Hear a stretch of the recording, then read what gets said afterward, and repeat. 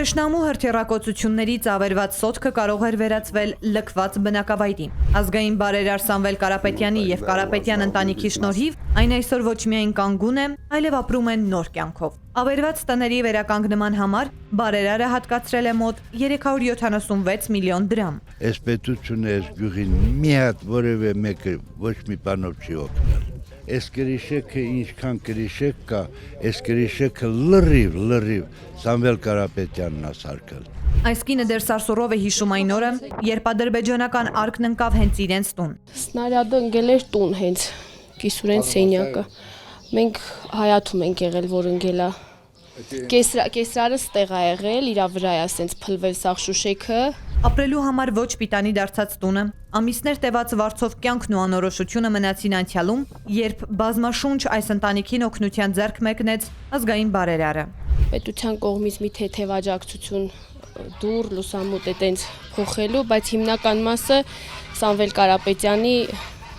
հովանու ներքո կառուցել են, թե կրիշան, թե պատերի հատվածը։ Գյուղում դժվար է գտնել մի ընտանիք, որին չի աջակցել Սամվել Կարապետյանը։ Չին կրիշեն փոխել է, պատերը սվաղել են, մի քիչ բրիժ գներել արել են, հա։ Կանեշնը գոհ եմ, մարդը ծախս արել, չէ։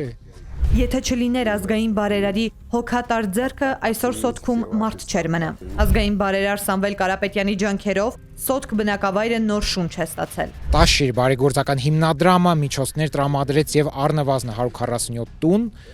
այդ թվում տանիքներ, պատեր, որոշները ամբողջությամբ հիմնովին փլված, վերանորոգեց եւ վերակառուցման աշխատանքներ կատարեց այս տներում, այս բնակավայրում։ Այսօր Սոտքում բնակիչներն իրենց հույսն ու ապագան կապում են բացառապես Սամվել Կարապետյանի հետ։ Նրա մեջ տեսնում են այն առաջնորդին, ով ոչ թե խոստանում է, այլ գործում։ Սամվել Կարապետյանի մենք վստահում ենք, որ ինքը լինի վարչապետ, ինձ թվում է մեծ փոփոխություններ շատ կլինի։ Ամեն բանով էլ կօգնի։ Մարդը շինարար է, մարդը ստեղծող է,